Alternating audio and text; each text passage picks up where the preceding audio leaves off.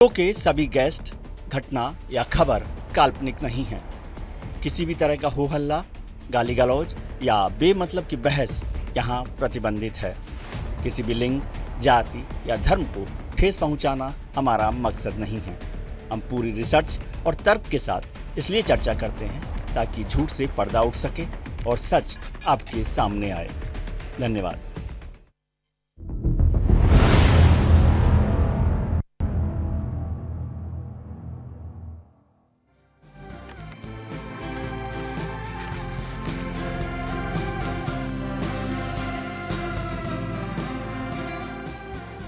कबीर ने कहा है कि माला फेरत जुग भया, फिरा न मन का फेर, कर का मन का डार दे, मन का फेर।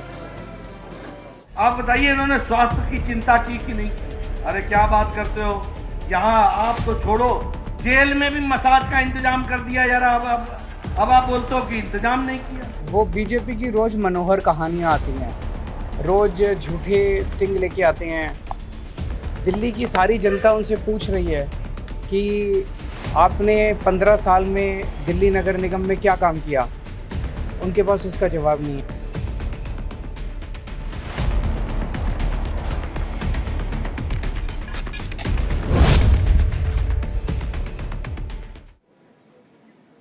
दिल्ली नगर निगम के 250 वार्ड के लिए चुनाव प्रचार का आज आखिरी दिन रहा।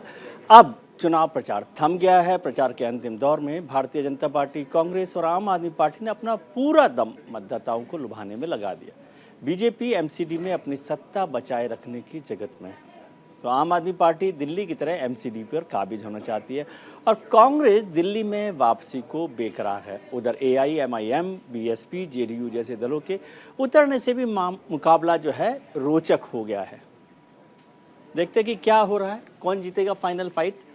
एमसीडी के चुनाव में प्रचार का काम आज शाम को थम गया है। सभी पार्टियों ने अपना चुनाव प्रचार आखिरी वक्त तक चलाए रखा। राजनेता जो है लोगों से मिलने में लगे रहे। सभी दलों ने अपनी पूरी ताकत जो है झोंक दी है और उसमें पूरा काम किया है। 4 दिसंबर को यहाँ पर एमसीडी का चुनाव होने वाला है और 7 दिसंबर को उसके नतीजे आएंगे। एमसीडी में बीजेपी पिछले 15 साल से लगातार 15 साल से काबिज है भारतीय जनता पार्टी का वहाँ पर, और लोगों को लग रहा है कि इस बार कुछ बदलाव हो सकता है कि नहीं हो सकता है। इस पूरे चुनाव में 1349 उम्मीदवार अपनी किस्मत आजमा रहे हैं। इसमें 709 महिलाएं और 640 पुरुष उम्मीदवार हैं। दरअसल दिल्ली एमसीडी पर 15 साल से बीजेपी का राज है। बीजेपी को सत्ता से हटाने के लिए विपक्षी दल यानी सरकार जो दिल्ली में जिसकी सरकार आम आदमी पार्टी और कांग्रेस पुरजोर कोशिशें कर रहे हैं। ऐसे चुनावी माहौल में आपके लिए यह जानना भी जरूरी है कि साल 2017 और उससे पहले साल 2012 में नगर निगम के चुनाव के नतीजे क्या थे, एमसीडी में क्या हुआ था। 2017 के चुनाव नतीजे देखें और 2012 के देख सकते हैं। 2017 में 272 सीटें थी, तब बीजेपी ने 181, आपने 48 और कांग्रेस ने 30 और अन्य के पास 13 थी। अब इससे पहले 2012 में बीजेपी के पास 138 थी, कांग्रेस के पास 77 थी और अन्य 57 थी। उस समय आम आदमी पार्टी नहीं थी, तो वो भारतीय जनता पार्टी और कांग्रेस था। राष्ट्रीय राजधानी दिल्ली की लड़ाई कूड़े पर आ चुकी है। सभी दल कूड़े के पहाड़ को हटाने का वादा कर रहे हैं। दरअसल दिल्ली में कूड़े की समस्या सब पर भारी। दिल्ली में कुतुब मीनार की ऊंचाई करीब 240 फीट है। दूसरी तरफ कूड़े के ये पहाड़ कितनी तेजी से ऊपर चढ़ रहे हैं कि एक दिन कुतुब मीनार से भी ऊंचे हो जाएंगे। अब जरा इसको देखते हैं कि किस तरह के पहाड़ कूड़े के बने हुए हैं। ये कुतुब मीनार की जो हाइट है वो है 240 फीट। हमारे पास जो 3 बड़े लैंडफिल साइट हैं उसमें गाजीपुर 213 फीट ऊंचाई है, बलसवा की 203 फीट है, ओखला की 125 फीट है। तो थोड़े दिनों की बात है कि कुतुब मीनार से ऊपर आप पहाड़ देख सकते हैं कूड़े के। लगातार इस पर चर्चा हो रही है और इस चुनाव में भी इसी पर चर्चा होगी कि क्या कूड़े का जो ढेर है वो हो पाएगा कि नहीं हो पाएगा। एमसीडी चुनाव को लेकर हमारे रिपोर्टर्स और हमारे जो एंकर्स हैं उन्होंने दिल्ली के चप्पे चप्पे पर काम किया, वो तैनात है और वहाँ की जनता से उनके असल मुद्दों को जानने की कोशिश की। न्यूज़ इंडिया के सभी तेज तर्रार रिपोर्टर्स और एंकर्स लगातार दिल्ली के हर वार्ड में पहुँचे और वहाँ पर लोगों से बातचीत की, एमसीडी चुनाव को लेकर उनके ज़मीनी मुद्दों पर बात की। आप देख सकते हैं कि हमारे सभी एंकर्स और रिपोर्टर्स दिल्ली में ज़मीन पर उतरकर ग्राउंड रिपोर्टिंग कर रहे हैं। और उन्होंने सभी लोगों ने जनता के साथ बात की। बढ़िया काम चल रहा है इसीलिए देंगे वोट। केजरीवाल को तो वैसे भी नहीं देंगे। 4 महीने की हमारी पेंशन रोक रखी है, ये पैसा गया कहाँ? और पेंशन बन रही है औरों की, मतलब केजरीवाल दे रहा है मस्जिदों के लिए पैसा, गौरव शर्मा भी दे रहा है, मुसलमानों का पैसा बांट रहा है। मंदिर के लिए कोई पैसा नहीं, हिंदू बेकार है मतलब। कोई काम नहीं किया, हर जगह गंदगी गंदगी, सिर्फ झाड़ू, ओनली झाड़ू। देखो जी, काम तो कहीं जहाँ भी जा रहे हैं ना, जहाँ भी देख रहे हैं, नालियाँ भरी पड़ी रहती हैं, सड़कें टूटी हुई हैं, गलियाँ फूटी हुई हैं, कोई काम नहीं हुआ है। जो भी काम है अब जो है, हमें उम्मीद लग रही है कि ये कांग्रेस पार्टी की जो बेटियाँ उठी हुई है, ये पूरे काम में जो है काबिल रहेगी। आप बताइए इन्होंने स्वास्थ्य की चिंता की कि नहीं की? अरे क्या बात करते हो, यहाँ आप तो छोड़ो, जेल में भी मसाज का इंतजाम कर दिया जा रहा। अब आप बोलते हो कि इंतजाम नहीं किया। वर्ल्ड क्लास मसाज का इंतजाम कर दिया। आप बताइए शिक्षा में काम किया कि नहीं किया? नहीं किया। कैसे नहीं किया? रेपिस्ट को थेरेपिस्ट बना दिया। कैसे नहीं किया? शिक्षा में भी अच्छा काम किया, रोजगार दिया। जो लोग रेपिस्ट थे उनको थेरेपिस्ट बना दिया। वो बीजेपी की रोज़ मनोहर कहानियाँ आती हैं, रोज़ झूठे स्टिंग लेके आते हैं। दिल्ली की सारी जनता उनसे पूछ रही है कि आपने 15 साल में दिल्ली नगर निगम में क्या काम किया। उनके पास उसका जवाब नहीं। देश की जनता को इस किस्म की गंदी राजनीति पसंद नहीं आती है। जनता चाहती है कि उनके मुद्दों की बात हो। मेरी एक छोटी सी नसीहत है बीजेपी वालों को कि ये गंदी राजनीति, तू मैं, गाली गलौज, लफंगई, गुंडागर्दी, ये छोड़ के थोड़ा सा जनता के हित की बात सोचिए। दिल्ली नगर निगम दुनिया के सबसे बड़े स्थानीय इकाइयों में से एक है। वर्तमान स्वरूप में जिस एमसीडी को हम देख रहे हैं, ये तमाम बदलावों के बाद इस मुकाम तक पहुंचा है। कभी इसे जनता की सेवा की ज़रूरतों के आधार पर नया रूप दिया गया, तो कभी राजनीतिक फायदे के लिए इस संगठन का रंग, रूप और आकार प्रकार थोड़ा थोड़ा बदला गया। ऐसे में सवाल उठता है कि क्या राजनीति की भेंट चढ़ रही है दिल्ली, और क्या झाड़ू से साफ हो पाएगी दिल्ली, या फिर क्या दिल्ली कभी बेहतर राजधानी बन पाएगी? इन सब पर मुद्दों पर चर्चा करेंगे। हमारे साथ जुड़ रहे हैं बहुत खास मेहमान, दिल्ली के पूर्व मुख्य सचिव उमेश सहगल साहब, भारतीय जनता पार्टी के प्रवक्ता और वरिष्ठ नेता विनीत गोयनका साहब, आम आदमी पार्टी के प्रवक्ता सिद्धार्थ शर्मा साहब, और दिल्ली में AIMIM के अध्यक्ष कलीमुल्ला हफीज़ साहब भी हमारे साथ जुड़ रहे हैं। आप सबका बहुत बहुत स्वागत है। पॉलिटिकल लीडर्स के साथ बात करें उससे पहले उमेश सहगल साहब, आपसे समझना चाहता हूं, आपने दिल्ली को लेकर बहुत काम किया, दिल्ली के निर्माण को लेकर भी। आज जो दिल्ली है, क्या उससे आप संतुष्ट हैं?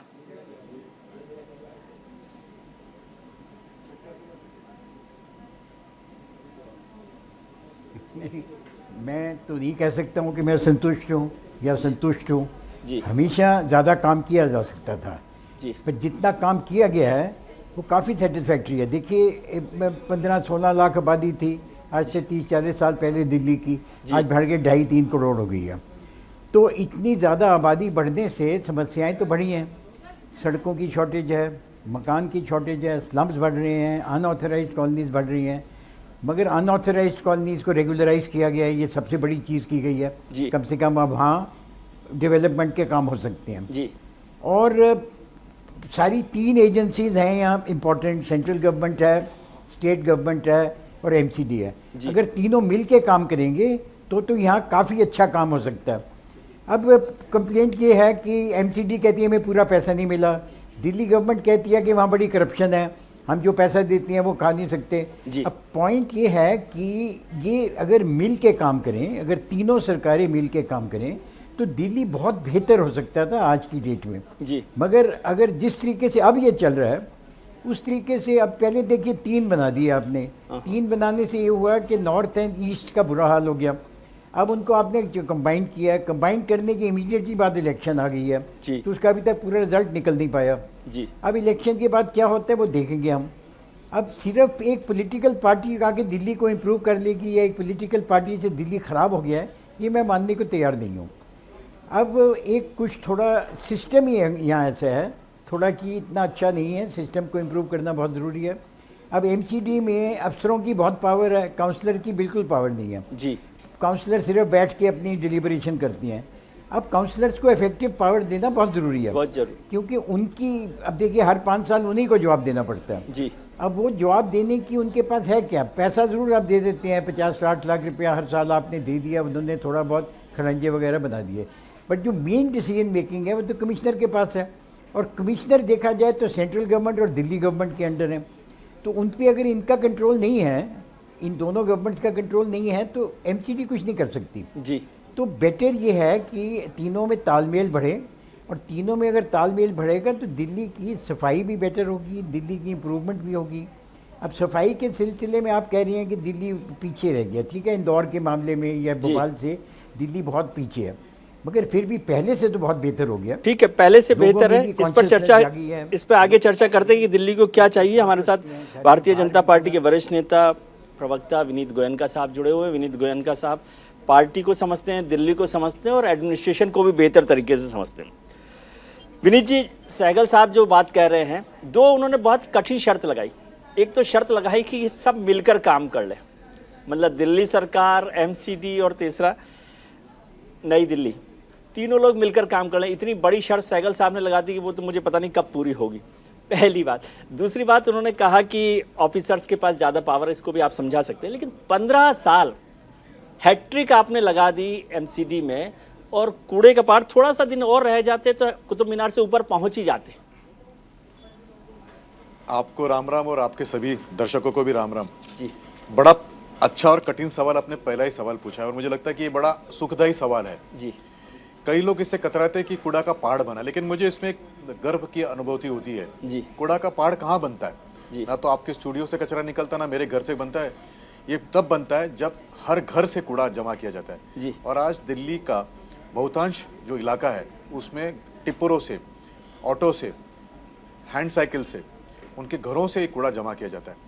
23,000 से ज़्यादा टन पर डे जमा होता है। जी यानी 2 करोड़ की आबादी, हिंदुस्तान में इतनी बड़ी आबादी कौन से शहर में, और इतना बड़ा कलेक्शन ऑफ गार्बेज जो है वो लिया जाता है। तो मुझे लगता है कि ये अच्छी बात है कि ये गार्बेज जमा होता है, इसीलिए तो इसका पहाड़ बनता है। जी। अब नंबर 2 बात है कि कंपोस्टर करके एक मशीन होती है। जी। वो मशीन जो होती है वो 7 क्यूबिकल मीटर्स को single cubical meter, 1 cubical meter बना सकती है, यानी 7 का 1 मीटर बना सकती है, और पहाड़ कम हो सकता था। 220 लगाए पूरे दिल्ली में, जी और लगाने की डिमांड्स थी, लेकिन अगर पैसा मिले तब। पैसा एक भी राज्य सरकार देने के लिए तैयार नहीं था। मैं आपको इसी से एक और मुद्दा जोड़ता हूँ। जी। हमने देखा कि इसमें 15 साल में 2 साल कोविड आए। जी। 2 साल जब कोविड था तो जो हमारा वाल्मीकि ब्रदर था, जो हमारा दलित भाई था, जो यहाँ पे स्वीपर भी है, जिसको हम सफाई मित्र कहते हैं, जी। इसे जीत जान से मेहनत की, वहाँ पे काम किया, वो एक दिन भी कतराया जी। नहीं। और उस पीरियड में हमको राज्य सरकार ने सफोकेट किया सैलरी नहीं देने के लिए। ना उन्होंने हमको पैसे दिए कि हम उनकी सैलरी दे पाए, लेकिन हमारा ये वाल्मीकि भाई रुका नहीं। उनको पता था कि राज्य सरकार पैसे नहीं दे रही, इसलिए एमसीडी उनको देनी पड़ी है। लेकिन देखिए हर गली को साफ किया गया। और ये कौन सा वक्त है पता है आपको? ये वो वक्त है जब मुख्यमंत्री अपने घर में 10 करोड़ रुपए का स्विमिंग पूल बना रहे थे। जी। यानी ये जो डायकोटोमी है कि अपने घर में 10 करोड़ का स्विमिंग पूल बनाना, लेकिन एक दलित भाई को, एक वाल्मीकि भाई को पगार नहीं देना, और उसके अंदर उसका काम है। सलाम है भाइयों को कि उन्होंने वो रुके नहीं कोविड के पीरियड में, थके नहीं, और वो हिम्मत से काम करते रहे। उनको एमसीडी उनका पैसा कभी ना कभी तो देगी। और लेकिन MCD सर, उनका पैसा आम दिया आदमी पार्टी तो ये कहती रही कि भारतीय जनता पार्टी ने 2 पहाड़ बनाए, एक कूड़े के पहाड़ बनाए और एक भ्रष्टाचार के पहाड़ बनाए। बहुत अच्छी बात है। दूसरी बात है, उन्होंने कहा आज शायद मेरा अच्छा दिन है। भ्रष्टाचार का पहाड़ होता है जहाँ पे कई सारा पैसा लिया जाता है। गत दिनों में हमने देखा कि ईडी और सीबीआई कुछ लोगों को इन्वेस्टिगेट कर रही है। जी। आम आदमी पार्टी एक ऐसी पार्टी है कि जिसके मिनिस्टर और इलेक्टेड रिप्रेजेंटेटिव या तो जेल में है, या बेल पर है, या एफआईआर है। अभी आपने हाल ही में देखा होगा कि सत्येंद्र जैन जी का मसाज हो रहा था जेल के अंदर। जी। और कल परसों जो मैसेजेस बाहर आए और जो रिपोर्ट्स बाहर है, उसमें अगर आपने देखा तो दक्षिण के कुछ राजनेता भी इन्वॉल्व है। 100 करोड़ रुपये कहा जाता है कि 100 करोड़ रुपये शायद ये विजय नायर को दिया गया है। ये विजय नायर कौन है? तो ये गहलोत साहब के घर में रहता था। गहलोत साहब कौन है? तो ये आम आदमी पार्टी के मंत्री हैं। तो मंत्री घर के घर में रहकर, और वो उनके पास उनकी पार्टी की जवाबदारी भी है, वो वहाँ के कम्युनिकेशन के स्ट्रैटेजिस्ट है। वो व्यक्ति 100 करोड़ रुपये जमा करता है, इसकी वीडियो भी है, एविडेंसेस भी है, उसका नाम एफआईआर में भी है। दूसरी बात है कि और करप्शन की अगर हमने बात की तो जल बोर्ड का हर एक टैंकर को हम बंद कर देंगे और घरों में पानी देंगे। पानी तो कभी नहीं आया, लेकिन जल बोर्ड का जो स्रोत था वो बंद हुआ और टैंकर बढ़ गए। तो ये दो करप्शन के जो पहाड़ है, जल बोर्ड और लिकर गेट, ये मुझे लगता है कि आजाद हिंदुस्तान में हमने कहीं नहीं सुना होगा इतने बड़े दो करप्शन। ठीक है, इस पे सिद्धार्थ जी से एक बात अगर आप मुझे 10 सेकंड और दें, आपसे रिक्वेस्ट जी, करूंगा, जी। तो मैं आपको एक और फिगर आपके सामने रखता हूं जो मुझे बड़ा अच्छा लगता है कहने में, दुख भी होता है। दुख इसलिए होता है कि सोचिए ना कितना बड़ा करप्शन का ये है। 1 फरवरी 2019 को टाइम्स ऑफ इंडिया में एक रिपोर्ट छपी है, और ये रिपोर्ट आपकी या मेरी या किसी पॉलिटिकल पार्टी की नहीं है, ये टाइम्स ऑफ इंडिया की 1 फरवरी 2019 की रिपोर्ट है कि एकेडमिक ईयर 2017-18 में 8वीं और 9वीं के 1,55,436, मैं रिपीट करता हूँ, 1,55,436 बच्चे फेल हुए। साधारणतः किसी भी सरकारी स्कूल में इन बच्चों को फिर से लिया जाता है, एक और मौका दिया जाता है। दिल्ली की आम आदमी पार्टी ने केवल 52,582 बच्चों को फिर से एडमिशन दिया। 1,02,854 बच्चे, मैं रिपीट करता हूँ, 1,02,854 स्टूडेंट्स को एकेडमिक प्रोसेस से बाहर फेंक दिया। अब इन बच्चों को जो उनको बाहर फेंका, उनका क्या दोष था? केवल उनको अपने स्टैटिस्टिक्स को ठीक करना था। एमसीडी के पास पैसे नहीं होते हुए भी इन 1 लाख स्टूडेंट्स को उन्होंने एडमिशन दिया और उनका भविष्य संवारा। तो दो पहाड़ जो करप्शन के हमने देखे आम आदमी पार्टी में, ऐसे करप्शन के पहाड़ तो हमने कहीं नहीं देखे। ठीक है सिद्धार्थ जी, केवल झाड़ू को चुनाव चिन्ह बना लेने से तो दिल्ली की सफाई नहीं होगी ना। आप सफाई के लिए एमसीडी को पैसा ना दें और चुनाव चिन्ह बनाकर कहें कि दिल्ली जो है साफ कर देंगे, ऐसा चलेगा? हाँ, बिल्कुल नहीं चलेगा विजय जी। और इस चीज में एक चीज स्पष्ट कर देना चाहते हैं कि भाजपा के प्रवक्ता भी जो बोल रहे थे कुछ पैसे के बारे में, तो पहले ये जानकारी स्पष्ट हो जाए कि पिछले 8 साल में एमसीडी को एक दमड़ी भी केंद्र सरकार से भाजपा नहीं ला सकी है। एमसीडी, जो एमसीडी को पैसा दिया गया है वो केवल राज्य सरकार के दिया गया है। ये डाटा बताता है कि मैंने, मेरा कोई दावा नहीं है, ये डाटा बताता है जी। दूसरी बात यह कि अभी जब भाजपा के प्रवक्ता बात कर रहे थे, तो मैं, क्योंकि एक रचनात्मक डिबेट हो रही है, तो मैं इसीलिए उन बातों को नोट कर रहा था जी। तो पहली बात तो ये कि इन्होंने ये बड़े आसानी से, बड़े सुविधाजनक ढंग से बता दिया कि कूड़े के जो पहाड़ बनते हैं, कूड़ा जो जनरेट होता है, उसकी जिम्मेदारी नागरिकों के ऊपर डाल दी जी। सीधी सीधी बात है कि नगरपालिका का काम ही होता है कूड़े को साफ करना, उसकी जिम्मेदारी आप नागरिकों के ऊपर नहीं डाल सकते हैं। न्यूयॉर्क में भी होता है, पेरिस में भी होता है और इंदौर में भी कूड़े बनते हैं जी। लेकिन उन कूड़ों का निस्तारण होता है, उसका कोई पहाड़ नहीं बनाया जाता जैसे दिल्ली में बनाया गया है जी। वो निस्तारण कैसे होता है और क्यों नहीं हो पा रहा है जी। डाटा बताता है कि दिल्ली में हर साल 40 लाख टन कूड़ा जमा होता है, उसमें से एमसीडी केवल 20 लाख टन कूड़े का निस्तारण कर पाती है, बाकी 20 लाख टन वो खड़ा कर देती है कूड़े के पहाड़ जी। और जब आपके जैसे चैनल वो कूड़े के पहाड़ों को दिखाने लग जाते हैं, तब ये कूड़ा उठाना बंद कर देती है, लोगों के घर के सामने ढेर छोड़ना शुरू कर जी। तो ये दिक्कत यहाँ पर आ रही है। तीसरी बात उन्होंने बात की भ्रष्टाचार के बारे में, उसके बारे में मैं बोलूंगा। उससे पहले उन्होंने शिक्षा के ऊपर बात की। बहुत अच्छा लगता है जब भाजपा वाले लोग शिक्षा के ऊपर बात करते हैं जी, क्योंकि बड़ी अजीब बात भी है और अच्छी बात भी है। तो ये डाटा बताता है कि पिछले 1 साल में 2.5 लाख विद्यार्थी प्राइवेट स्कूलों से अपना नाम कटवा के दिल्ली सरकार के सरकारी स्कूल में नाम उन्होंने लिखवा लिया। और ये चीज हम नहीं बता रहे हैं, ये डेटा बताता है। तो और लास्ट बात और अंतिम जो बात, विनीत जी ने सवाल किया कि विनीत जी ने जो आरोप लगाया, कह सकता हूं कि जो 1 लाख बच्चे जो फेल हो गए थे, 1.5 लाख बच्चे, वो 1 लाख बच्चों को आपने एडमिशन में नहीं लिया ना। ये ठीक है कि गलत है तो गलत बोल दीजिए कि नहीं विनीत जी गलत बोल रहे हैं। बिल्कुल बिल्कुल बिल्कुल गलत बात है। इसीलिए मैंने डाटा बताया कि 2.5 लाख विद्यार्थियों को जो सरकारी स्कूल में, दिल्ली सरकार के स्कूल में इससे पहले नहीं पढ़ते थे, उन लोगों ने आवेदन किया और उन नए बच्चों को हम लोगों ने दिल्ली के सरकारी स्कूलों में एडमिशन पिछले 1 साल में मिला है जी। और अंतिम बात, जो बड़े मजेदार बात उन्होंने भ्रष्टाचार के बारे में कही जी। तो भ्रष्टाचार के बारे में हमारे मुख्यमंत्री जी ने पहले ही कह दिया है कि ये जो फर्जी स्टिंग वगैरह निकालते हैं, इससे थोड़ा ऊपर उठे। जनता जानती है कि मोरबी पुल बनाने वाली कंपनी हो या माल्या हो, उनको लंदन किन्होंने भेज दिया। तो किसी के ऊपर आप झूठा एफआईआर और फर्जी एफआईआर मत कीजिए। अंतिम 10 सेकंड में मैं अपनी रचनात्मक बात कहता हूं क्योंकि प्रचार खत्म हो गया है विजय जी। यहाँ पर बात एक दूसरे के ऊपर आरोप प्रत्यारोप करने की नहीं है। इस चैनल के जो दर्शक हैं वो संजीदगी से देख रहे हैं कि किस राजनीतिक दल के पास दिल्ली के बारे में एक सकारात्मक एजेंडा है। आम आदमी पार्टी अकेली पार्टी है जो कि कह रही है कूड़े के पहाड़ कितने भी बड़े हों, कुतुब मीनार भी अगर हुआ हो ना, उसको हम शून्य बनाएंगे और वहां से लेके संविधान सम्मत धारा 243 के अंतर्गत जिस तरह से अभी उमेश जी ने एक बहुत सही बात कही कि सबको मिलकर काम करना चाहिए, इसीलिए भारत के संविधान में धारा 243 के अंतर्गत लिखा हुआ है कि सहभागी लोकतंत्र बनाइए। इसीलिए आम आदमी पार्टी कूड़े का निस्तारण खुद करेगी, ये भी कह रही है, और जनता को मालिक बनाएगी। RWA के जरिए जनता मालिक बनेगी, ये भी हम कह रहे हैं। तो ये पूरा का पूरा एक एजेंडा, मतलब बीजेपी फिर से आ जाए तो पैसा देंगे आप, ये समझ में आ रही है बात मुझे, ऐसा कह रहे हैं? बीजेपी देखिए, एमसीडी में जो आएंगे ना वो पार्षद आएंगे, वो कोई भाजपा नहीं आएगी। ठीक है, जनप्रतिनिधि आएंगे और उनको देना संवैधानिक तौर पे लाजमी है। विनीत जी ने मुझे अभी समझाया कि पैसा नहीं दे रहे थे इसलिए ये सारा गड़बड़ हो, इसलिए मैंने पूछा कि चलो अब गई बात, रात गई अब आगे तो चले।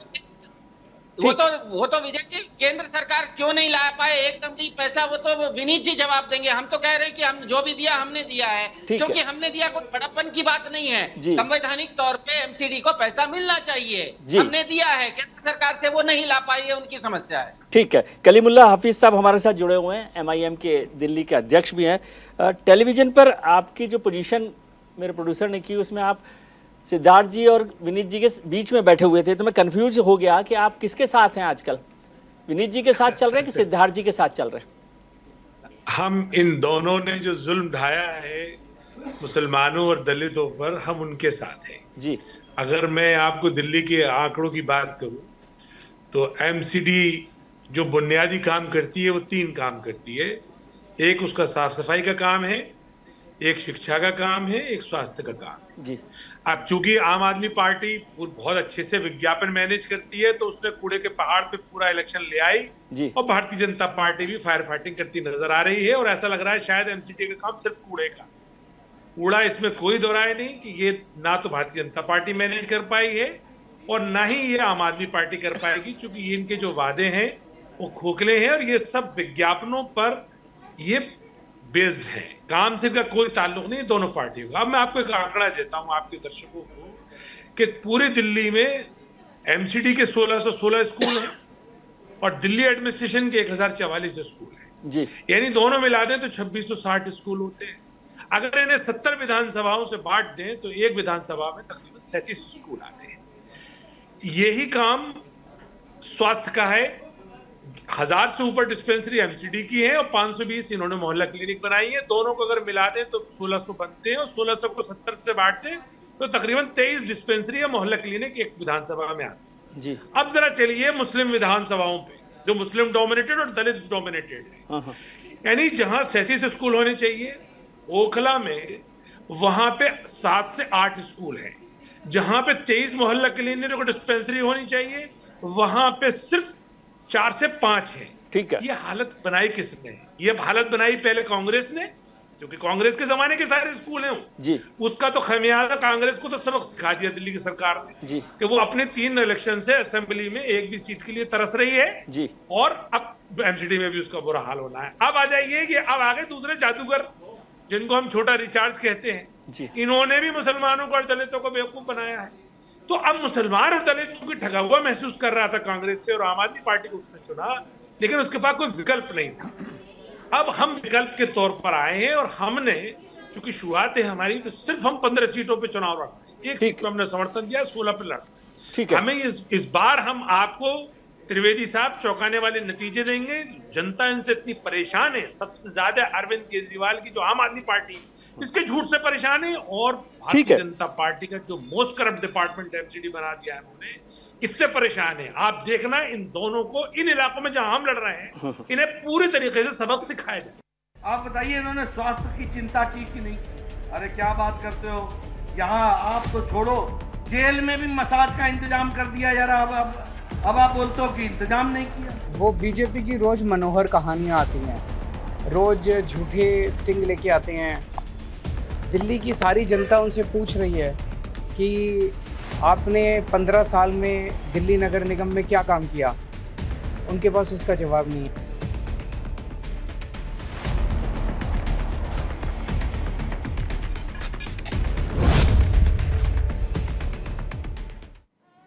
ब्रेक के बाद आपका एक बार फिर स्वागत है। आप चर्चा को आगे बढ़ाएं उससे पहले देख लेते हैं कि दिल्ली की जनता क्या कहती है। हमारे जो रिपोर्टर्स हैं, हमारे एंकर्स हैं, उन्होंने ग्राउंड जीरो पर जाकर जनता से बात की, तो उसका क्या कहना है।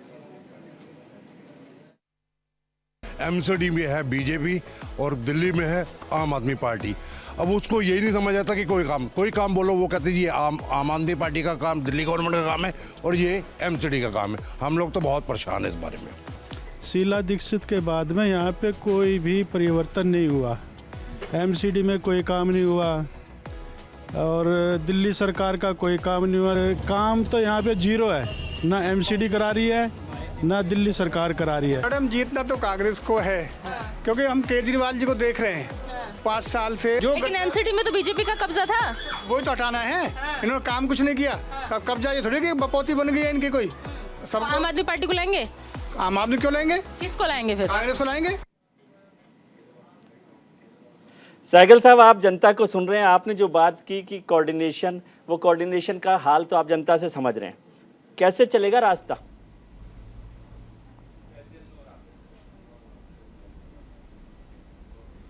देखिए, फाइनेंसिस की जहाँ तक बात है, हमारी कॉन्स्टिट्यूशन और लॉ बिल्कुल क्लियर है। कॉन्स्टिट्यूशन में प्रोवाइडेड है कि फाइनेंस कमीशन होगी जो कि सेंट्रल गवर्नमेंट और स्टेट गवर्नमेंट के बीच में पैसा बांटेगी, और हमारे एमसीडी एक्ट में ये क्लियर है कि जो पैसा दिल्ली गवर्नमेंट के पास आता है, specially sales tax, transport tax वगैरह में, वो आपको म्युनिसिपल कॉरपोरेशन को देना पड़ेगा। और वो डिटर्मिन कितना जाना चाहिए वो डिटर्मिन करती है दिल्ली फाइनेंस कमीशन। उसकी रिपोर्ट्स क्या लागू नहीं की गई, ये इससे एक बहुत बड़ा पॉइंट है जो कि इलीगली एक्ट किया गया। उसका लीगल अगर किया जाता, अब हर चीज़ कोर्ट्स में नहीं जा सकती, बहुत सारी चीज़ें वैसे डिसाइड कर लेनी चाहिए। तो इसका कुछ ना कुछ सेंट्रल गवर्नमेंट को एमसीडी एक्ट अमेंड करके या कुछ भी कॉन्स्टिट्यूशन अमेंड करके ये हिसाब करना चाहिए कि जो स्टेट गवर्नमेंट अगर लॉ फॉलो नहीं कर रही उनके मुताबिक, तो सेंट्रल गवर्नमेंट डायरेक्ट पैसा उनको दे देगी। ऐसा इस समय कोई प्रोविजन नहीं है। बेसिक प्रॉब्लम एमसीडी में ये रही है कि पैसा नहीं है। जहाँ तक ये कूड़े की पहाड़ की बात कर रहे हैं, और बहुत सारी कमेटीज ने रेकमेंड किया है कि ये जो कूड़ा है दिल्ली के बाहर कहीं डाल दिया जाता है, बट कोई भी स्टेट गवर्नमेंट, चाहे राजस्थान हो, चाहे यूपी हो, चाहे हरियाणा हो, वो अपनी ज़मीन आपको देने को तैयार नहीं है। दिल्ली में जितनी भी जगह थी कूड़ा डालने के लिए, वो कब से भर चुकी है, और अब ये पहाड़ बन रहे हैं। उसका अब नई टेक्नोलॉजी का इस्तेमाल किया जा रहा है। उस टेक्नोलॉजी के लिए भी पैसा चाहिए, बिना पैसे के टेक्नोलॉजी होती नहीं है। या तो सेंट्रल गवर्नमेंट दे या स्टेट गवर्नमेंट दे, कोई तो पैसा दे। एमसीडी के पास तो सिर्फ हाउस टैक्स आता है, उससे तो वो सैलरीज भी नहीं दे पाते। तो उसको पहाड़ को अगर हाउस टैक्स को इलेक्शन के वक्त में माफ कर देते, ये कहती हैं गडकरी साहब कह रही हैं कि मैं सड़कों में लगा दूंगा। इलेक्शन हाउस टैक्स तो खैर माफ नहीं किया गया। हाउस टैक्स जहाँ माफ़ होता है वहीं माफ़ है, वो तो आज तक किसी ने नहीं किया। बट हाउस टैक्स बड़ा लिमिटेड है। प्रॉपर्टी टैक्स जब से वो हो गया ना, इनका एरिया बेसिस है, नए मकान बनते नहीं है, नया टैक्स आ नहीं पाता, रेट बढ़ा नहीं पाते। तो रिजल्ट ये है कि वो बढ़ नहीं रहा वो टैक्स। सेल्स टैक्स जैसे जीएसटी है, जीएसटी बढ़ रहा है। 12,000 करोड़ जीएसटी दिल्ली गवर्नमेंट को मिलता है। उसमें से अगर ये 25% भी एमसीडी को दे दें, यानी 3,000 करोड़ भी दे दें, तो पूरी शक्ल दिल्ली की बदल जाएगी। ठीक है। अब आप एक ब्लेम करते रहते हैं। अब आपने कहा आरडब्ल्यूएस को पावर दे देंगे। अरे कैसे दे देंगे? आपको एमसीडी एक्ट अमेंड करना पड़ेगा। एमसीडी एक्ट अमेंड करने के लिए आपको फिर सेंट्रल गवर्नमेंट के पास जाना पड़ेगा। आपके पास तो ये पावर है नहीं ना। एमसीडी एक्ट तो पार्लियामेंट का एक्ट है, उसको अमेंड नहीं कर सकते, तो फिर पार्लियामेंट के पास जाना पड़ेगा। फिर अब ये वही जन लोकपाल बल की बात होगी कि भाई हम नहीं पास कर सकते क्योंकि सेंट्रल गवर्नमेंट नहीं एग्री करती। तो पॉइंट ये है कि फजूल की चीज़ें बोलने से कोई फ़ायदा नहीं है। सॉलिड चीज़ ये है कि जो फाइनेंस कमीशन की रिकमेंडेशंस हैं, उनको दिल्ली गवर्नमेंट की हर पार्टी को बोलना चाहिए कि अगर हम पावर में आते हैं उनको फॉलो करेंगे। चाहे कोई भी पार्टी एमसीडी को, कांग्रेस फॉलो करती है कि नहीं? जब बीजेपी थी यहाँ पे, पहले बीजेपी गवर्नमेंट थी तो वो फॉलो करती थी कि नहीं जब कांग्रेस होती थी एमसीडी में? तो इसमें अगर पॉलिटिक्स से ऊपर हट के काम किया जाएगा तो काम चलेगा। अगर पॉलिटिकल कंसिडरेशन पे काम किया जाएगा तो दिल्ली की हालत दिन पर दिन खराब होती जाएगी, इंप्रूव नहीं होगी। जी सिद्धार्थ जी, सहगल साहब ने जो कहा उस पर तो मैं जवाब चाहता हूँ, लेकिन मैं अभी गुजरात में, हिमाचल में, उत्तर प्रदेश के चुनावों में घूम रहा था, तो आम आदमी पार्टी, खासतौर से जो संयोजक हैं, मुख्यमंत्री हैं दिल्ली के केजरीवाल साहब, वो दो बातों पर भारतीय जनता पार्टी पर अटैक करते हैं। एक तो ये कि डबल इंजन की सरकार की जरूरत नहीं है, ठीक है ना, क्योंकि सरकार जो भी होगी वो चुनी जाएगी, वो काम करेगी, पहली बात। दूसरी बात कहते हैं कि जहां भी जाओ, इलेक्शन हो, राज्य का इलेक्शन हो, लोकसभा का इलेक्शन हो, एमसीडी का इलेक्शन हो, नरेंद्र मोदी लड़ते हैं। वो रास्ता आप फॉलो कर रहे हैं। मैं दिल्ली भर में पोस्टर देखे, होर्डिंग देखे, एमसीडी में केजरीवाल, पहली बात। और फिर डबल इंजन जरूरत नहीं है तो फिर चलने दीजिए भारतीय जनता पार्टी को एमसीडी में और आम आदमी पार्टी को दिल्ली में। जी विजय जी, पहले आपके सवाल का जवाब दूं या उमेश जी पहले ने भी बहुत पहले सही सहगल साहब की बात का जवाब दीजिए।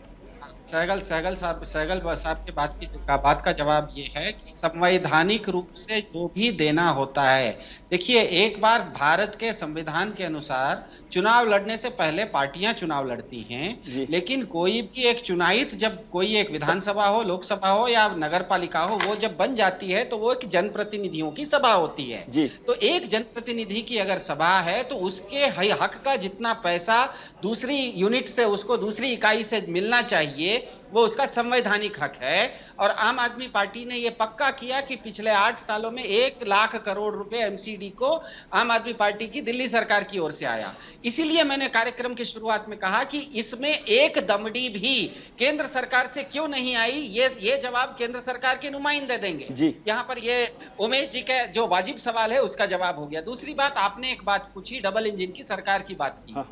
आम आदमी पार्टी और भाजपा में ये अंतर है कि भाजपा कहती है कि सारी की सारी सत्ता मुझे दे दो, वो जनता को कहती है कि सारी की सारी सत्ता मुझे दे दो और मैं तुमको संभालूंगा। आम आदमी पार्टी कहती है कि इस पूरी की पूरी सत्ता हम जनता को दे देंगे और हम सेवक बनेंगे। आज आम आदमी पार्टी खुल के कह रही है दिल्ली में कि कूड़ा साफ करने का तो काम मैं करूंगा, पार्षद करेगा, लेकिन जो आरडब्ल्यूए है, जो जनता है, वो मालिक बनेगी, हर आदमी मुख्यमंत्री बनेगा। तो ये एक मूलभूत अंतर है। हम भाजपा जिस तरह से कहती है कि डबल इंजन की सरकार, सारी सत्ता अपने पास केंद्रीकृत करने की व्यवस्था आम आदमी पार्टी नहीं कर रही है। हम कह रहे हैं कि केजरीवाल की बात जब होती है तो केजरीवाल एक मॉडल है, केजरीवाल एक मॉडल है जो कि फ्री बिजली देता है, केजरीवाल एक मॉडल है दिल्ली मॉडल में जो कि बच्चों को फ्री शिक्षा देता है, केजरीवाल एक मॉडल है जो कि कूड़ा साफ करके दिखाने वाला है, केजरीवाल एक मॉडल है जो कि भारत के संविधान के 243वें धारा। बीजेपी तो वही बात कहती है, वो उनके मॉडल नरेंद्र मोदी जी है, बीजेपी भी वही बात करती है। विनीत जी, आपके पास जवाब है इस बात का जो सिद्धार्थ जी कह रहे हैं कि आप सत्ता अपने पास रखना चाहते हो, सिद्धार्थ जी सारी सत्ता जनता को देना चाहते हैं, अब एमसीडी की सत्ता भी जनता को देना चाहते हो? नहीं, मैं तो कई बार विजय जी इसलिए आपके शो में तो कि बड़ा गहन चर्चा होती है आज, लेकिन मनोरंजन भी हुआ। जब हमारे आम आदमी पार्टी के प्रवक्ता कह रहे तो थोड़ा बहुत मनोरंजन भी हुआ, लेकिन मैं उनको आमंत्रित करूंगा 3 नदियों को देखने के लिए, शिप्रा, सरयू और साबरमती। उसका फ्रंट लाइन देखें, उसके बेस को देखें और उसको साफ सफाई देखें, और फिर अरविंद केजरीवाल जी के 2013 से लेके आज तक के 9 साल के मैं उनको वीडियो भेजूंगा। मैं बीच में नहीं बोलूंगा विजय जी, मेरा स्वभाव नहीं है। एमसीडी का चुनाव है, मोरबी में गिरा हुआ पुल की चर्चा क्यों कर रहे हैं? साबरमती और मच्छू नदी की, एमसीडी की बात कीजिए ना। ठीक है, मच्छू नदी बोल रहे, विनीत जी को बोल रहे। मैं फिर से आपका ध्यान अरविंद केजरीवाल जी के प्रोमिसेस पे लेके जाता हूँ।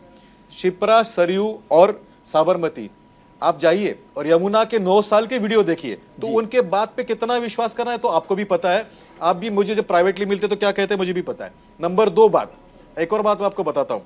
इन्होंने कहा था कि हम जो है सो मोहल्ला के अंदर एक स्वराज्य लाएंगे, वहां की महिलाएं तय करेंगे कि यहाँ का जो ठेका है वो बंद किया जाए। अगर महिलाओं ने तय किया कि ठेका बंद किया जाएगा तो बंद कर देंगे। ये वीडियो मेरे पास भी है, कल आपको भेज दूंगा, आप चला देना। और जब इन्होंने ठेका का कॉन्ट्रैक्ट दिया, दिल्ली में एक इक्विटेबल डिस्ट्रीब्यूशन ऑफ लिकर का power point presentation deputy chief minister ने किया। उन्होंने कभी पानी का डिस्ट्रीब्यूशन का पावर पॉइंट प्रेजेंटेशन नहीं किया, एजुकेशन का नहीं किया। नंबर 2 बात, एक रिपोर्ट कहती है कि 54,000 life, 54,000 lives were lost in 1 year because of pollution. और सुप्रीम कोर्ट ने 2009 में एक स्ट्रिक्चर पास किया था, एनजीटी ने इनके ऊपर 25 करोड़ रुपए का दंड लगाया इसी दिल्ली में, क्योंकि उन्होंने काम नहीं किया। आपको एक और आंकड़ा बताता हूं, 1286.93 करोड़ रुपया, मैं रिपीट करता हूं, 1286.93 crore rupees environmental compensation collect करते हैं जी। 1 रुपया उन्होंने खर्चा किया, इनकी भाषा में अगर मैं कहूं तो दमड़ी भी खर्चा किया कि उन्होंने कि हिंदू जो दिल्ली का जो समस्या उसको सॉल्व करे। जब तक पंजाब नहीं था तब तक पराली पंजाब से आती थी, लेकिन जब दिल्ली उनके पास पंजाब आ गया तो सारा समस्या जो है वो हट गया। जबकि केंद्र सरकार की जवाबदारी नहीं थी, उसके बावजूद धोला कुआं का इंटरजेक्शन बनाया गया ताकि वहां से पोल्यूशन कम हो। ठीक, ईस्ट और वेस्ट को कनेक्ट करने के लिए ईस्टर्न पेरिफेरल रोड बनाया गया। हम जब इनके पास गए कि वे मेट्रो का चौथा फेज का परमिशन दे दीजिए, मेट्रो होने से गाड़ियां कम हो जाएगी, इन्होंने उसके अंदर रोडे अटकाए, परमिशन नहीं दिया। 8 लाख सिलेंडर दिए गए दिल्ली के अंदर ताकि हमारी बहनें जो है, माताएं जो है, वो लकड़ी या कोयला न जलाए।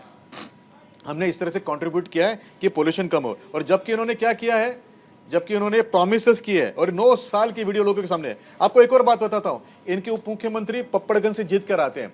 पप्पड़गंज जाने के लिए कोंडली को पार करना पड़ता है, एक डीटीसी की बस नहीं जाती है। 11,000 बस लाने का प्रॉमिस किया था इन्होंने, 11,000। ठीक है, जो फ्लीट है उसको 1/3 कर दिया, 2-3 जो फ्लीट है वो बंद हो गई है।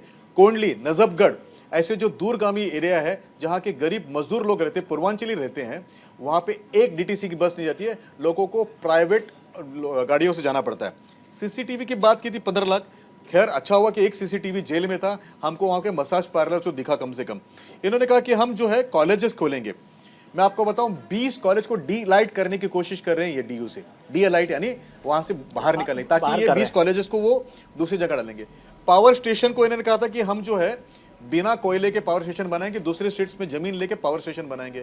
सर सारा कोयला बंद कर दिया। समस्या खड़ी हुई थी कि एक दिन का कोयला खाली बाकी था। देखिए इनके दूरगामी इनका विचार, उनके प्रॉमिसेस सुनिए। 30,000 बेड बनाने वाले थे हॉस्पिटल के अंदर, मैंने आज तक एक भी नहीं देखा। हाँ, एक उन्होंने किया कि कोविड के समय पे झूठा अलार्म बजाकर जो ऑक्सीजन का है लोगों को मौत के कुएं में ढकला है। जन लोकपाल बिल लाने वाले थे। तो ये प्रॉमिसेस जो है उनकी कि regenerating of Yamuna, DTC, hospital, colleges, power, Vineet ji ये सब बातें उनको याद दिलाने, विनीत जी उनको याद दिलाने की जरूरत नहीं है। सिद्धार्थ जी की याददाश्त, इनवाइट भी कर रहा हूं, आइए याददाश्त बहुत तेज है सिद्धार्थ जी की, आप मत याद दिलाइए, उनको याद है अपने प्रॉमिसेस। जी सिद्धार्थ जी। जी देखिए, अभी इन्होंने जो बात कही उसमें सीधे सीधे 2 होल्स निकाल देता हूँ। सीधे सीधे जो इन्होंने इनकी बात में मिथ्या वाचन हुआ है, एक तो ये कि इन्होंने मेट्रो के जमीन के बारे में बात की। दुनिया भर पूरे दिल्ली का बच्चा बच्चा जानता है कि दिल्ली में एक धूर जमीन भी दिल्ली सरकार के अंडर में नहीं आती है। मेट्रो अगर बनाना है उसमें कोई अड़चन आ रही है तो वो राज्य सरकार की नहीं है, मेट्रो भी केंद्र सरकार। सिद्धार्थ जी आपको 1 मिनट में रोकना चाहता हूँ, 1 मिनट आपको रोकना चाहता हूँ क्योंकि सहगल साहब को निकलना है। सहगल साहब आपका मैं एक आखिरी कमेंट चाहता हूँ क्योंकि मुझे पता है कि आपकी व्यस्तता ज्यादा है। आप लास्ट कमेंट कुछ करना चाहते हैं?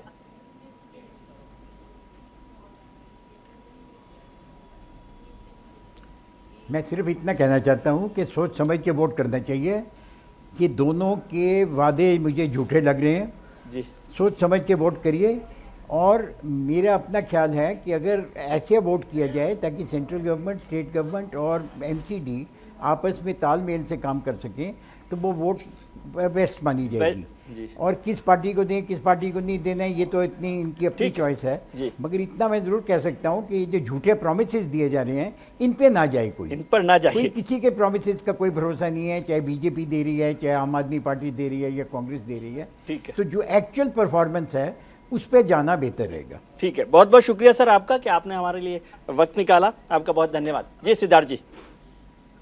जी मेरी बात बस पूरी हो जाती है कि भाजपा ने जो कहा उसका तो मैंने जवाब दे दिया। यहाँ पर मुख्य बात यह है कि दिल्ली का हर नागरिक, सिर्फ दिल्ली का नहीं, न्यूज इंडिया का हर नागरिक भारत में जहां पर भी है उसको पता है कि नगर पालिका का सीधा पहला और मुख्य काम होता है साफ सफाई करना।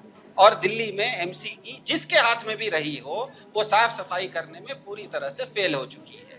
और कोई भी नागरिक, विनीत जी को भी समझ लेना चाहिए। हाफिज साहब के पास आता हूं मैं। सर एक सवाल का जवाब और दे दीजिए। ये बार बार विनीत जी है ना, और भारतीय जनता पार्टी रोज एक नया वीडियो दिखा देती है सत्येंद्र जैन साहब का, इस पर भी कुछ थोड़ा सा कमेंट आप मुझे बता दो क्या है क्या, फिर मैं हाफिज साहब को लेना चाहता हूँ उनका। जी हाँ, मैं अपनी बात खत्म करके आपकी बात का जवाब दे दूंगा कि नागरिक जो होता है, विनीत जी, सिद्धार्थ को भी जान लेना चाहिए, विनीत जी को भी जान लेना चाहिए, और विजय जी आपको तो पता ही है कि कोई भी नागरिक जो है वो किसी पार्टी का सदस्य नहीं होता है। वो न तो भाजपा का सदस्य है, न तो आम आदमी पार्टी का सदस्य है, न तो वो कांग्रेस का सदस्य है। उसको कुछ सेवाएं चाहिए। सेवाएं क्या चाहिए? नगर पालिका से उसका क्या, उसकी अपेक्षाएं क्या रहती है कि लोग जब घर से निकले तो उनको साफ सुथरा माहौल मिले, कि कम से कम कूड़े के पहाड़ घर के सामने नहीं हो, कोई महिला अगर लिंटर डाल रही हो तो थोड़ा वक्त कम है जी।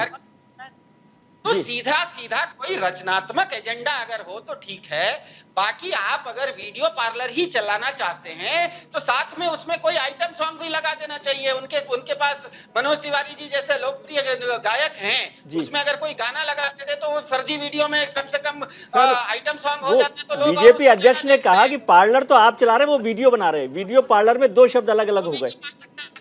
वही तो फर्जी वीडियो का पार्लर वो चला रहे हैं। हम कह रहे हैं कि उसको अगर अच्छा से चलाना होता है तो उसमें मनोज तिवारी जी का गाना डाल देते तो और ज्यादा अच्छा से चलता। उसमें तो मनोरंजन ठीक है। हफीज साहब आप क्या भूमिका देख रहे हैं? आप 250 सीटों में से 15 सीटों पर लड़ रहे हैं, आपको लगता है कि चौंकाने वाले नतीजे आएंगे? मैं तो सोच ही रहा था कि 15 की 15 सीटें आपको मिलेंगी, लेकिन यदि 15 सीटें भी आती है तो क्या भूमिका रहेगी आपकी?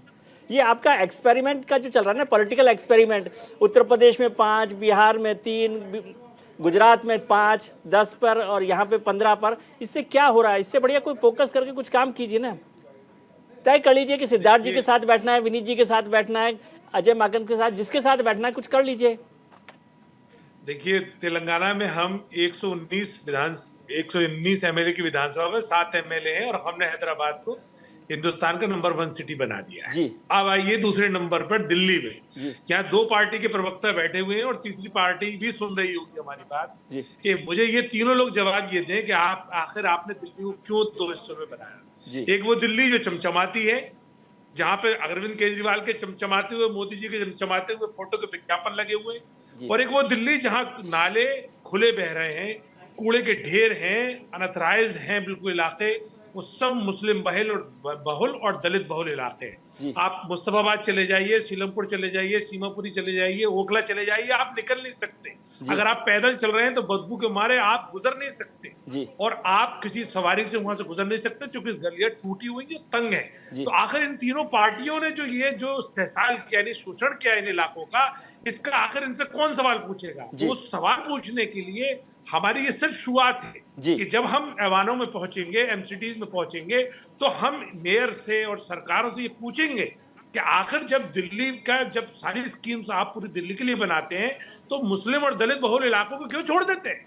37 स्कूल की जगह क्यों 2 स्कूल बनाते हैं? 23 मोहल्ला क्लिनिक या डिस्पेंसरीज की जगह क्यों 2 मोहल्ला क्लिनिक और डिस्पेंसरीज बनाते हैं? क्या दिल्ली के दलित या मुस्लिम नागरिक नहीं है? क्या ये टैक्स नहीं देते? इनका हक नहीं है? अरे यही दिल्ली बनाते हैं। तो इन दोनों का, तीनों पार्टियों का जो शोषण है, जो जुल्म है, उससे रोकने के लिए मजलिस एक की रोल प्ले करने वाली। जी विनीत जी और फिर सिद्धार्थ जी। विनीत जी सिद्धार्थ जी आप पहले जवाब देना चाहते हैं? मैं बोल दूं फिर सिद्धार्थ जी को छोटा सा जवाब दे देता हूं। जो अभी हमारे प्रवक्ता मुझसे पहले बोले थे दलितों के बारे में, तो एक छोटी सी बात है कि भारत के संविधान में जो दलितों के लिए रिजर्वेशन का प्रावधान है वो इसीलिए है क्योंकि वो वंचित रहे हैं, और सीधा सीधा इसका लाभ अगर आम आदमी पार्टी दिल्ली में सरकारी स्कूलों में मुफ्त शिक्षा दे रही है, अगर वो मुफ्त बिजली दे रही है, अगर वो मोहल्ला क्यों नहीं है सर, स्कूल और डिस्पेंसरी क्यों नहीं है उन इलाकों में? अभी रिजर्वेशन की बात ही नहीं है। ठीक है सिद्धार्थ जी, एक चीज और मैं सिद्धार्थ जी एक और विनीत जी आता हूँ। सिद्धार्थ जी एक समझना चाहता हूँ, वो एक फैशन परंपरा आपने शुरू की थी कि हर चीज में दिल्ली के लोगों से पूछेंगे, आजकल बंद कर दिए क्या वो? नहीं, बिल्कुल हर चीज में। इसीलिए तो हमारे जो टिकट का जो बंटवारा हुआ है वो भी लोगों से सर्वे करके हुआ है। और ये जो RWA वाली बात है, ये क्या है? यही तो रायशुमारी है, यही तो जनता के हाथ में सीधा सत्ता देने की तो वो सहगल साहब ने कहा कि फिर उसके लिए विनीत जी के पास ही जाना पड़ेगा आपको। बिल्कुल नहीं, भारत के संविधान के 243वें अधिनियम के अंतर्गत पूरी तरह से अरे ये आपको पैसा नहीं दे रहे MCD के लिए, बिल कहाँ से देंगे? सर दुरुस्त कर लेते हैं जानकारी भारत के संविधान के धारा 243। सिद्धार्थ जी आप विनीत जी की मुस्कुराहट पे मत जाइए, वो आपको पैसा नहीं दे रहे, आप कह रहे हैं कि पैसा नहीं देते। उनको केवल आपको अधिकार देने हैं। ठीक है विनीत जी, आखिरी कमेंट आपका। विनीत जी, तो एक तो सिद्धार्थ जी के पास है ना डेटा नहीं होता है। मैं आपको बताऊं कि 42,000 करोड़ रुपया जो है कॉन्स्टिट्यूशनल फाइनेंस कमीशन के तरफ से दिल्ली सरकार को दिया गया था। दिल्ली सरकार इसको MCD में देने में ऑब्स्ट्रक्शन करती है और उसके कागज पत्र है। जब भी चाहे सिद्धार्थ जी, मैं सर मैं बीच में नहीं बोलता, सिद्धार्थ भाई आपको पता मेरा स्वभाव नहीं है, प्लीज जी विनीत जी को आप बोल लीजिए। सिद्धार्थ जी आप आखिर में उनको मौका मिला, आप उनको बोल लीजिए प्लीज प्लीज प्लीज जी।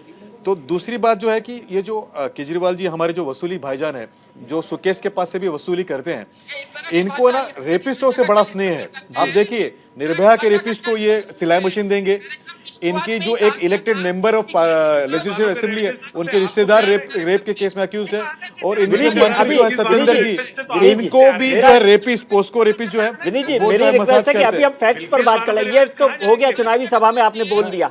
आखिरी बात बताता हूँ जी, मैं, लास्ट आखिरी बात बताता हूँ। अच्छा, आप केवल ये अश्योर कर दीजिए कि आपकी सरकार रहेगी और एमसीडी में आप आ जाएगी तो आप पैसा देंगे कि नहीं देंगे, ये बता जाइए, फिर हम मिलेंगे। भाषा का इस्तेमाल हमें भी आता है जी नहीं, सिद्धार्थ जी, आपको मैंने मना रेपिस्टों किया। से इतना स्नेह क्यों रेपिस्ट विनीत सिद्धार्थ जी, जी? प्लीज, आपसे मैं उम्मीद करता हूं कि आप फैक्ट्स पर बात करें। मेरे को केवल इतना सा अश्योर कर दीजिए कि यदि आम आदमी पार्टी एमसीडी में आ जाती है तो केंद्र सरकार पैसा देगी कि नहीं देगी? नहीं, देखिए, आम आदमी पार्टी का जो ये सपना है, ये दिल्ली के नागरिकों ने और वोटर ने तय करके रखा है कि उनको दरवाजे दिखाएंगे। यमुना का प्रॉमिस, डीटीसी का प्रॉमिस, जल बोर्ड का प्रॉमिस, ये लोगों को पता है, और केजरीवाल जी का रोल जो है दारू के घोटाले में सभी को पता है। इसके कारण मुझे नहीं लगता कि आपका जो सवाल है वो वाला परिस्थिति कभी आएगी। चलिए, बहुत बहुत शुक्रिया, आप सभी का बहुत शुक्रिया। हम चाहते हैं कि जो भी आए वो इस दिल्ली को बेहतर बनाने के लिए और सब मिलकर काम करें, ये हम उम्मीद करते हैं। उमेश सहगल साहब अभी हमारे साथ बीच में चले गए हैं उनकी व्यस्तता की वजह से, उनका भी शुक्रिया। विनीत गोयनका साहब आपका शुक्रिया, सिद्धार्थ जी आपका, और कलीमुल हफीज साहब आपका भी बहुत बहुत शुक्रिया। आज हमने शो की शुरुआत में आपसे एक सवाल पूछा था कि क्या झाड़ू से साफ होगी दिल्ली। इस पर 52% लोगों ने हाँ के पक्ष में अपना वोट किया है, वहीं 48% लोग इसके पक्ष में नहीं हैं। यानी 52% लोग समझते हैं कि आम आदमी पार्टी एमसीडी में आती है तो सफाई कर सकती है। आपने नेताओं की बात सुनी, हमारे पैनलिस्ट की बात सुनी, अब छोटी सी बात मेरी भी, यानी विजय भी। लगता नहीं है कि किसी ताकतवर बड़े देश की राजधानी पर बहस हो रही थी। 75 साल बाद राजधानी दिल्ली के एमसीडी चुनाव में बहस है। कूड़े के पहाड़, प्रदूषित यमुना, ब्लॉकेज नालियां, हेल्थ सेंटर्स, सरकारी स्कूल, तकलीफ देती हवा, और इन सब के बावजूद बहाने पर बहाने, बहाने पर बहाने। हर किसी के पास बहाने हैं। 15 साल से जो एमसीडी में बैठे हैं उनके पास भी बहानों के पहाड़ हैं। जवाब में 8 साल से सरकार चला रहे लोगों के पास बहानों की नदियां बह रही हैं, और जो 15 साल तक पहले सरकार चला चुके हैं वे दूसरों के बहानों पर सवाल कर रहे हैं। एक्सक्यूजेज एक्सक्यूज नहीं हो सकते। काम नहीं करने की जवाबदेही की ज़रूरत है, सवालों के खरे जवाबों की ज़रूरत है। मोबाइल के ज़माने में फ़ोन नहीं चलने के लिए वाईफाई या टावर्स के एक्सक्यूज़ नहीं चल सकते। टावर भी आपको लगाने हैं और वाईफाई कनेक्शन भी आपका होना था, और जनता से कनेक्ट नहीं रहा तो जनता डिस्कनेक्ट करने में देर नहीं लगाती। आज के कार्यक्रम में इतना ही। उम्मीद करता हूं कि आपका आने वाला कल आज से बेहतर हो। आप अपना ख्याल रखिए और उनका ख्याल रखिए जो आपका ख्याल रखते हैं। नमस्कार।